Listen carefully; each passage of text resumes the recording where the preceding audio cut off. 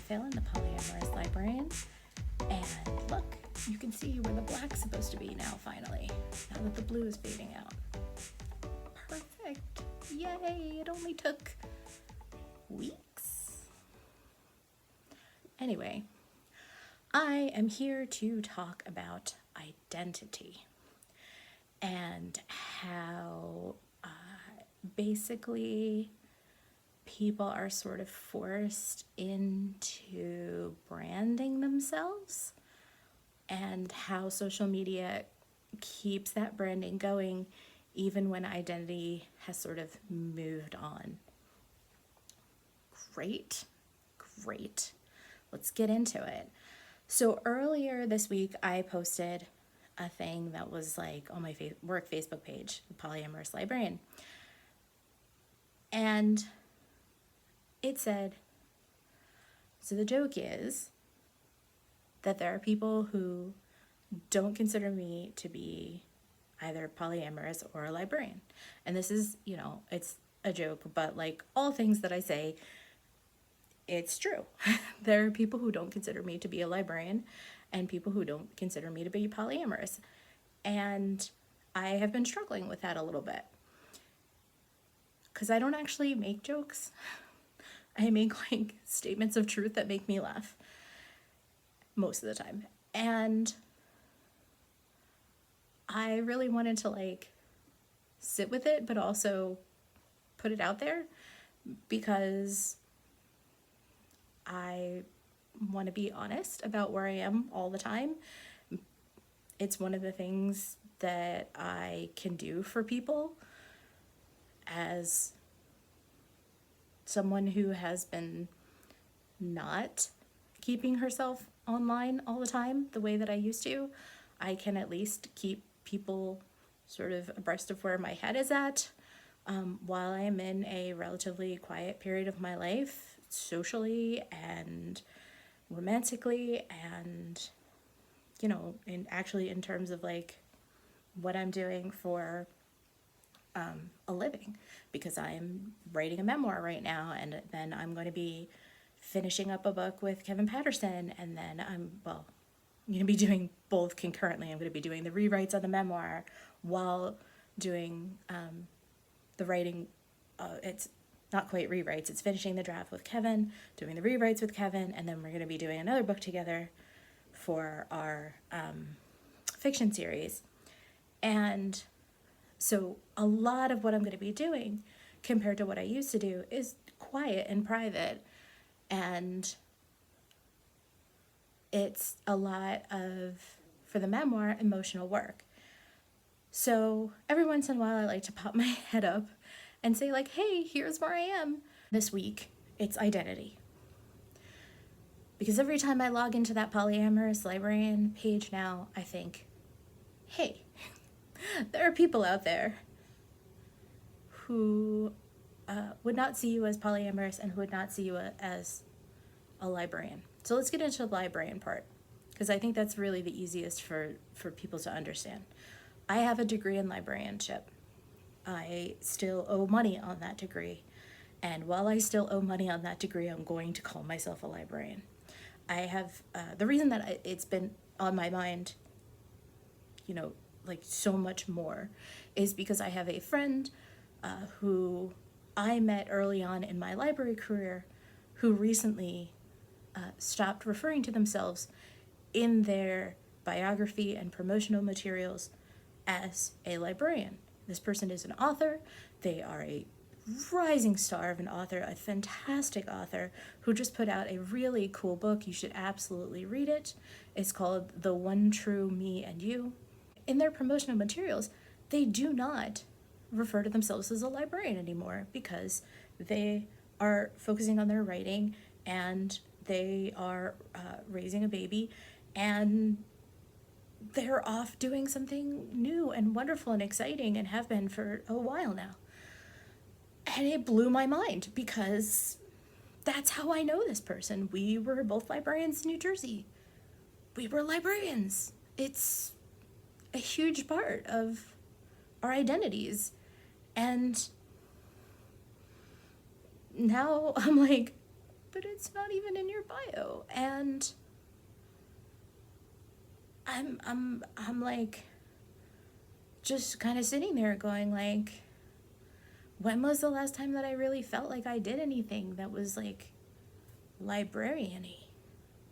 When I first left my position, which was half because of my health and half because I really felt like I was being pushed out of that particular job, I was using my skills a lot. I was helping clients, I was doing book lists for people, personalized book lists for people who wanted to do all sorts of really creative, amazing things. You know, book lists for someone's kid who was looking for this, that, or the other topic. I did a book list for someone who didn't go to college and really felt like they had missed out on the experiences of reading, like, you know, those important books, and wanted like a cool definitive list. And said, you know, hey, you were a lit major. What books would you consider to be essential for people to have like conversations with like lit majors and other, you know, we're gonna go with elite people, and but college educated people, you know, people who had to take these courses, but then maybe on top of that even went further with that.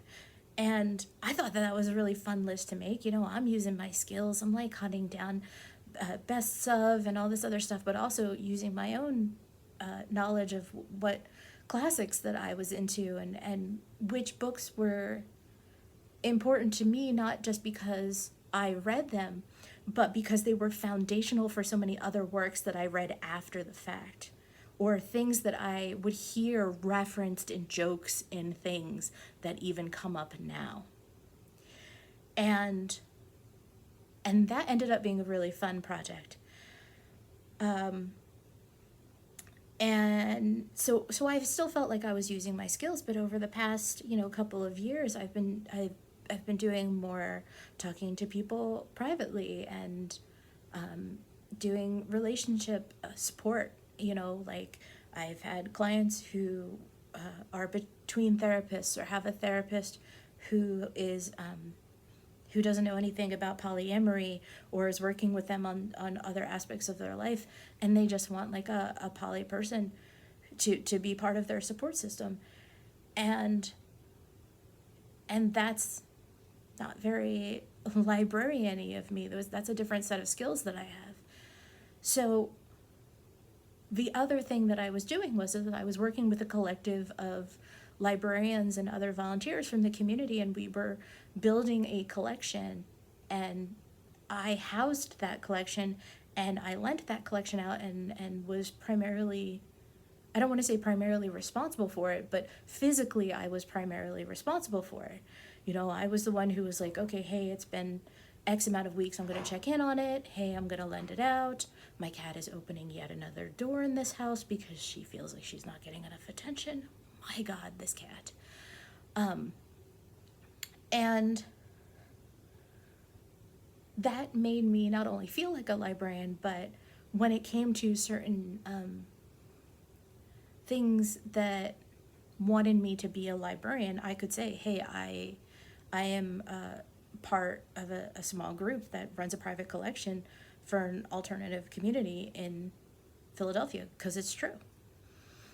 Within the last, I'm not even sure when, during the pandemic, we made a decision that the books would probably do better if they were on the Philadelphia side.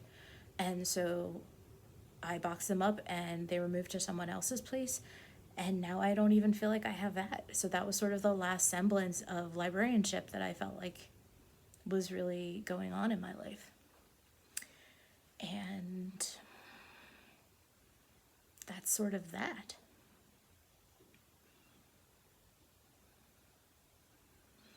So since then, I've got like nothing. And on top of that, my search engine has decided to hate me forever and does not like any of the search terms that I put in, does not like Boolean searching anymore. And I keep saying, like, but do Boolean searching. And it's like, nah, no, we don't like your quotation marks. We don't like your minuses. We're just going to ignore everything you do. And I really hate it, because it's true that these algorithms are getting more and more personalized, and your responses are getting less and less neutral. I sit next to my roommate, and we put the same thing into Google and we get two different answers, and that is really upsetting to me. That should not be a thing. And mine are much less accurate than hers, and I don't understand why. So I don't fare any better on a different search engine, unfortunately. Maybe slightly better, but I'm still not getting the accurate answers that I'm looking for. And on top of that, a large amount of the internet has been purged. So a lot of the ways that I learned how to search on the internet in whatever year it was that I went to grad 2009 or so, they're all obsolete. A lot of that is obsolete. And I don't want to say I'm obsolete, but as a reference librarian, I would have to hit the books, and I don't have a car, and as a disabled person, I don't really leave my house very much as a result. So, and our local library is closing, our town library. So, yeah, I'm screwed in terms of my librarian skills and access. So I don't quite know where to go from here to feel like a librarian again, and I don't necessarily feel pushed to do so, like, from my heart or whatever. I just know that I have that word attached to me, and I have the financial debt to prove it. So unless someone wants to raise about, God, like $50,000 in my name, since, that debt keeps going up, despite the fact that I have paid it every time that I've had a consistent job. I've paid more at times than the amount that has been asked. And I did not make it to my 10 years of payments through income-based repayment for it to be taken away from me, unfortunately, for it to be wiped clean by being a civil servant. So hopefully one day I will be well enough to work in a library again, and we can get those payments going and the debt will be wiped. But for right now, that's not possible. So I'm going to keep calling myself a librarian, but I do feel a detachment from it. I also feel a detachment from polyamory. I am not dating. I'm not interested in dating because I don't really want to get on dating sites, and I don't leave my house, and I don't want to leave my house. I want to be here, and I want to, I want to write my books, and I want to read my books, and I want to hang out with my roommate, and that's it, kind of. I get a little restless socially sometimes, but for the most part I do not. And I feel that once I feel comfortable going out again regularly and feel safe from getting COVID, which I feel that I can't afford to do because I already have health issues that don't have diagnoses. I already am sort of a test subject for my neurologist. He is just throwing medications at me and then saying come back in 3 to 6 months, and then we'll review to see how well they went, and then we will switch accordingly. That's not a diagnosis, and it's not a comfortable way to live. So I'm not comfortable possibly adding any long COVID to that. We do have people in our lives who have died and who have ended up with long COVID symptoms.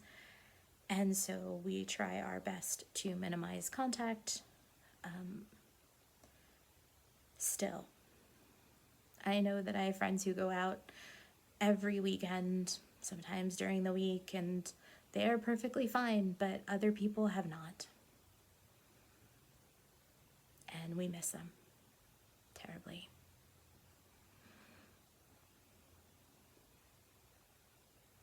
And for the ones who made it through, they're struggling. Some of them are very much struggling, and some of them were perfectly fine, but it's a crapshoot, and I can't afford that. I legitimately can't afford it, and I can't ask my roommate to take on more burdens than she already has living with me, where she is my only transport. It's just not something I'm willing to do. Maybe one day I'll be in a better place for that. It's not right now. I'm on too many confusing medications, and my health is only okay when the weather is. And I would like to get to a better place before I bring that somewhere to someone new. This pandemic came and it forced everyone to be like, these 4 people are my dearest friends. They're going to be in my pod. And it hurt a lot of feelings, but you know what else it did? It made us say we need to slow down, and we need to figure out who's precious. And in the slowest of times, when we only have those slow times, who do we need around us? It's okay if I'm not 250 or 7,000 people's favorite person.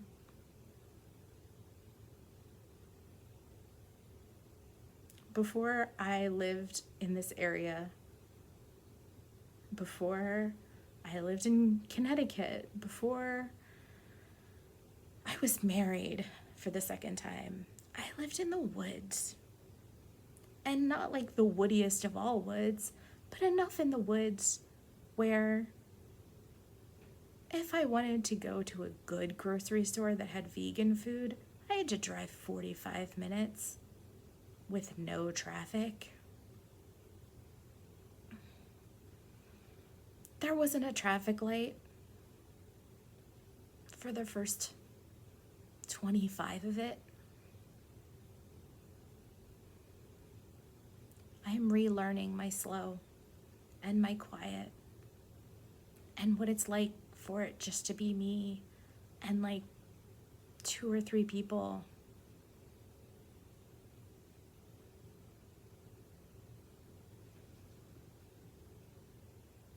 It's really nice sometimes, and it's really lonely other times.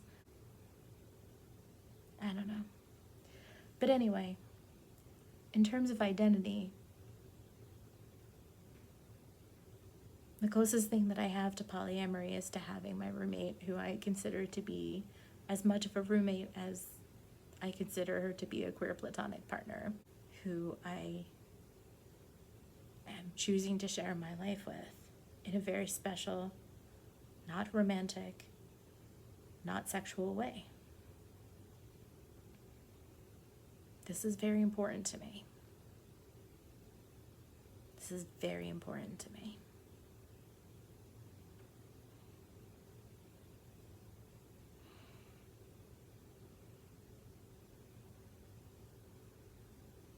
But what it is not is multiple partners.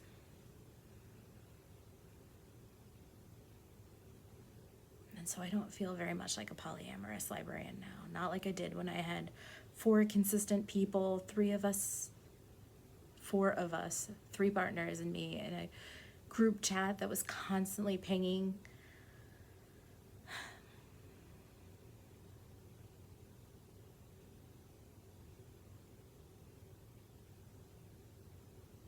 It's different. It's not bad. It's less of a chemical rush. But I can't say that I feel more or less like me.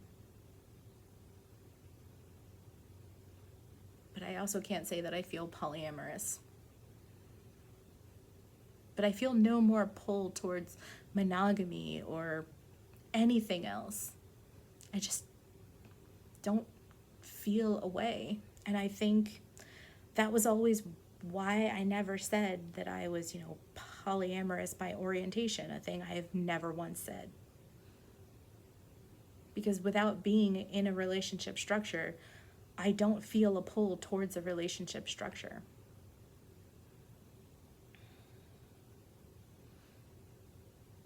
So all that said, at a certain point in time, if you have a certain number of followers, you are not allowed to change your page name. If you have branded yourself, that brand becomes much more of a literal metaphor, if you know what I mean. It feels like it's on you and there's nothing you could do about it. I really should have worn my Polyamorous Librarian t-shirt, which would have also then been kind of a metaphor.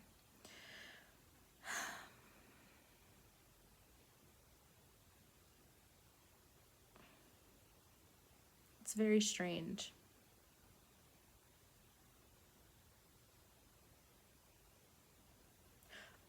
But it saves people from going on a page that they like and then have it turn into, a Nazi page.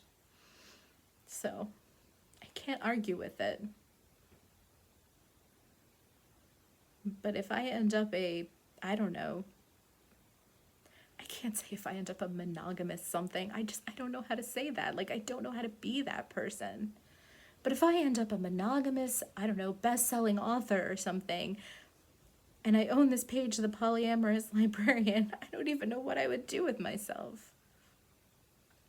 Retire the page? Hand it over to a different polyamorous librarian? Actually, I would do that, probably. That would be really interesting. What would you do?